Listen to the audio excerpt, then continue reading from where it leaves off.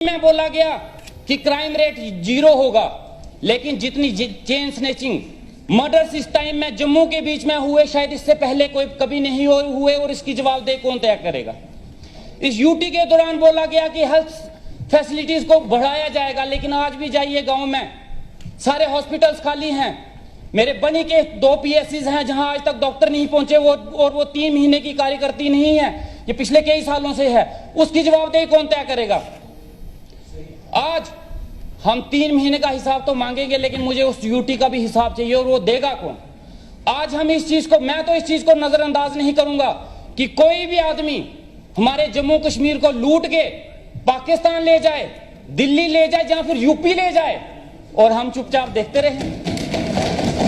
यहां पे लोग बाहर से जब यहां पे काम करने के लिए आते हैं ना जनाब, उनको देखना सुकड़े हुए बुरी हालत, और जब यहां से जाते हैं ना ऐसे फिटे हुए होते हैं, क्या हालत, उनके चेहरे भी लाल हो जाते हैं। और हम लोग जो पहले से अच्छे हंसते कट्टे थे, आज उनका वजन देखो 30-40 किलो पहुंच गया है।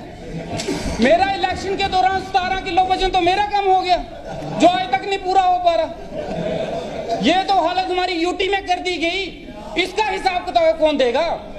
यूटी बनाने के बाद मुझे बताया जाए कि किस चीज का हमें फायदा हुआ है। हाँ, मानता हूं एक चीज, रोड के बारे में ये बात करते हैं, बोलते हैं हमने रोड बनवाए, ये बोलते हैं श्रीनगर में हमने मिलिटेंसी कम की, तो ड्रग्स किसने बढ़ाया, बेरोजगारी किसने बढ़ाई, यहाँ पे जो दंगे फसाद हुए वो किसने करवाए। वो भी तो फिर उसकी भी तो हिम्मत रखिए ना बोलने की कि वो भी सरकार हमारी थी उस समय।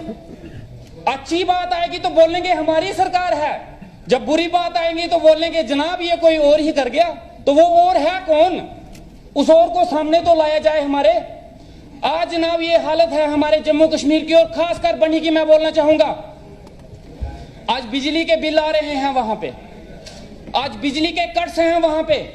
मेरे कम से कम 5 पंचायतें ऐसी हैं जहां पे बिजली, यहां पे हमारे शाहीन साहब ने बोला, यहां पे इन्होंने अपने बारे में बताया कि मेरा इलाका बहुत पिछड़ा है।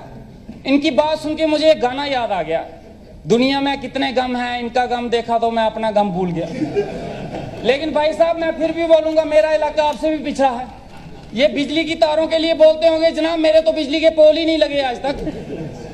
हमारी 5 पंचायतें ऐसी हैं और वो 3 महीने में नहीं हुआ है, वो पिछले कई सालों से है जहां बिजली के पोल नहीं लगे आज तक। उन लोगों ने लकड़ी के खंबे लगाए, अपने पैसों से तारें खरीदी और लगा दी, और लाइनमैन पहुंच गया बिजली का बिल लेने। अब वो बिजली का बिल किस चीज के लिए दें, तार बिजली के डिपार्टमेंट ने नहीं दी, खंबे उन्होंने नहीं दिए, तो बिल किस बात का दिया जाए। जल शक्ति मिशन की बात हो रही है, ये 4 महीने पहले शुरू नहीं हुआ।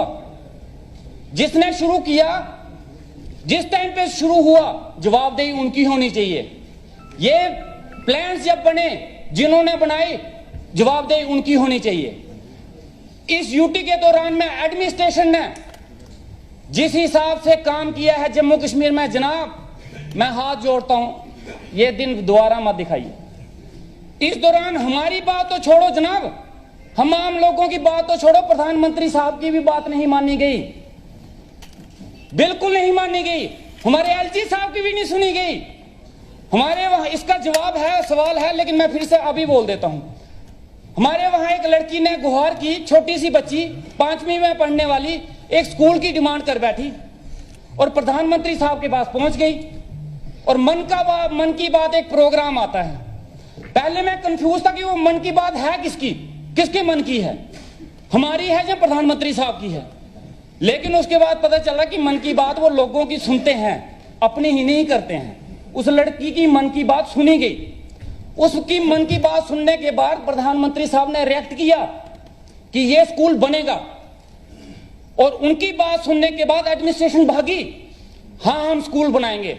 2 साल हो गए आज तक वो स्कूल नहीं बना। हमारी प्रधानमंत्री साहब की भी वो मन की बात एडमिनिस्ट्रेशन ने इग्नोर कर दी, तो आम लोगों की क्या हैसियत है जनाब। और भाई साहब वो इतने सालों से आपने क्या कर लिया, वो तो बता दो ना, आप बताइए ना आपने क्या कर दिया। उस स्कूल का एक कमरा ही बना देते।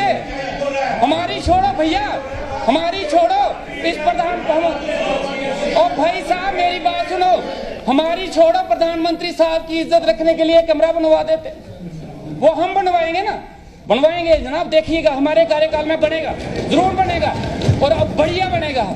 इतना ही नहीं, हमारे वहां पे एक दरिया है, वहां पे स्कूल के बच्चे बह गए।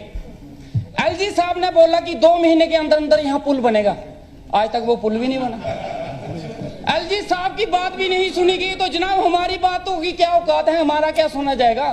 हमारा ये हाल था कि एनआरएचएम में रह के हमने डिमांड की थी, एक बार 3-4 महीने के लिए टर्मिनेट कर दिए गए थे। उस टर्मिनेशन की सैलरी भी नहीं मिली है। मैडम अगर हो सके तो प्लीज सैलरी रिलीज कर दीजिए, बहुत मेहरबानी होगी अगर आपकी सैलरी रिलीज हो जाए हमारी, तो प्लीज देखिएगा उसके बारे में।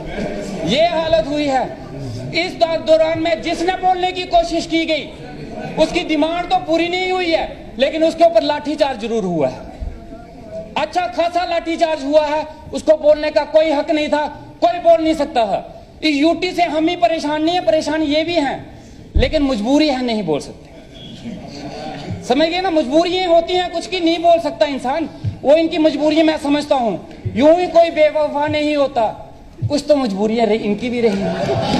तो चलो कोई बात नहीं, लेकिन मैं चाहता हूं कि स्टेट बने। और बड़े से मुद्दे हैं, जैसे एनआरएचएम का मुद्दा था। मैं एनआरएचएम से आया हूं, मैं चाहूंगा कि एनआरएचएम के ऊपर कोई पॉलिसी बनाई जाए। काफी देर से लोग जो हैं एनआरएचएम में लगे हुए हैं, लेकिन आज तक उनकी कोई जॉब पॉलिसी नहीं बनी है। आज भी वो लोग जॉब पॉलिसी के लिए तरस रहे हैं, और कुछ नहीं हो तो मैं चाहता हूं कि उनकी सैलरी बढ़ाई जाए। उसके बाद अभी एक बरसात हुई है जनाब, एक बरसात हुई है, हम पानी के लिए बात हो गई। अब मैं डरता हूं कि अगली बरसात ना हो जाएगी। एक बरसात में हमारे रोड्स के और जो पिछले रोड्स के काम चले हैं उनकी पोल खुल के आ गई है बाहर। एक भी रोड एक भी डंगा अपनी जगह पे नहीं है, सब बह गए हैं। अब मुझे फोन पे फोन आते हैं कि जनाब रोड खुलवाओ। अब मैं रोड खुलवाऊं कैसे? अब मुश्किल ये आ गई है कि अब रोड खुलवाने हैं। ये जो रोड के इतने इतने बड़े शोशे चल रहे थे ना, वो रोड ना अपनी जगह। और दूसरी बरसात में मुझे लगता है वो रोड का नामो निशान भी गुम हो जाए, वो सैटेलाइट से ढूंढना पड़ेगा यहाँ कोई रोड था भी या नहीं था। इसके साथ ही ये हालत आज की हमारी कार्रवाई खत्म होती है। अब 5 मार्च बरोज बुधवार सुबह 10 बजे फिर इसी जगह मिलेंगे।